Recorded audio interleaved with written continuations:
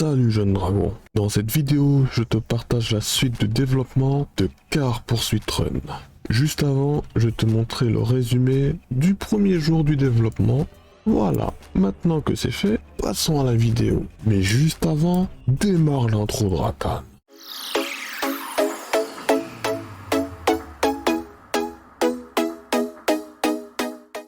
Bon, commençons par le commencement. Au début de ce Day 2, j'ai ajouté 2 flèches, une à droite et une à gauche, pour que le joueur puisse choisir sa voiture préférée. Ah oui, quand on conduit, faut choisir sa voiture qu'on kiffe. Puis, dans l'événement de la scène de boutique, j'ajoute la variable intChooseCar qui sera modifiée à chaque fois que le joueur clique sur l'une des flèches. Par exemple, si c'est égal à 1, ça montre la voiture 1. Si c'est égal à 2, la voiture 2, etc. etc. Une fois fait, j'ajoute les autres véhicules et comme tu peux le voir, les dimensions de chaque véhicule sont identiques. En gros, ils font la même taille. Avant de passer au chapitre suivant, faisons un petit tour sur Affinity Designer pour animer la 6e voiture, qui, elle, sera une voiture bonus. Ce qui veut dire que cette voiture s'obtient de façon différente. Et ouais. Une fois que j'ai fini d'animer la voiture bonus, je fais comme pour les autres véhicules, c'est-à-dire que si la variable intChooseCar est égale à 6, vu que c'est la 6e voiture, alors elle sera visible. Bon, passons au chapitre suivant. Et si j'ajoute une couleur secondaire pour chaque véhicule? Moi perso, je dis let's go my friend. Donc je propose qu'on retourne sur Affinity Designer pour créer des rectangles de couleurs, afin que le joueur puisse taper sur la couleur de son choix. Perso, au niveau du design des rectangles, je suis parti sur les bords arrondis, avec un léger effet 3D, pour que les rectangles collent bien au jeu. Et bien sûr, une fois sur GDevelop, les rectangles, je les mis sur un calque à part. Comme par exemple mettre le duo de couleurs dans le calque car 1 qui veut dire voiture 1, si jamais ce duo de couleurs correspond à la voiture 1. Bon, dans ce chapitre, je vais préparer le terrain des achats de véhicules. Et pour ça, rien de plus simple. Je crée quelques variables supplémentaires, mais attention, pas de simples variables comme par exemple une variable booléenne, mais plutôt une variable complexe. Et pour les intimes, on peut dire une structure.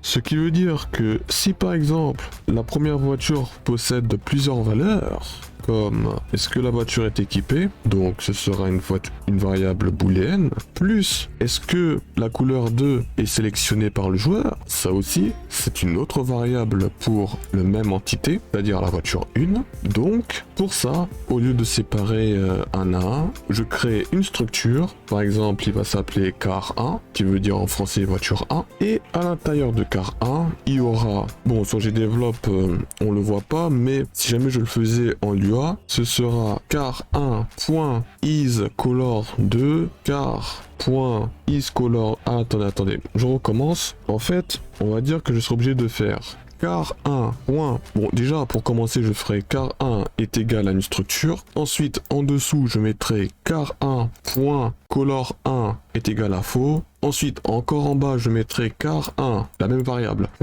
.color2 est égal à vrai, par exemple. Ce qui veut dire qu'en gros, la couleur sélectionnée de la voiture 1 est la couleur 2. Bon, j'espère que je t'ai pas perdu dans mes explications, mon jeune dragon. Enfin, tout ça pour dire que les variables complexes, quand on crée plusieurs variables pour une seule entité, notamment dans un jeu RPG, le héros a des PV, des PM, points de magie, de l'attaque, défense, etc., etc. Donc pour toutes ces caractéristiques que le héros possède, on lui met une variable complexe. En gros, ça fait un peu comme un sous-répertoire. Voilà. Bon. Je pense que j'ai perdu tout le monde. Et pour le reste du développement de la scène du boutique, ce sera pour la partie 3.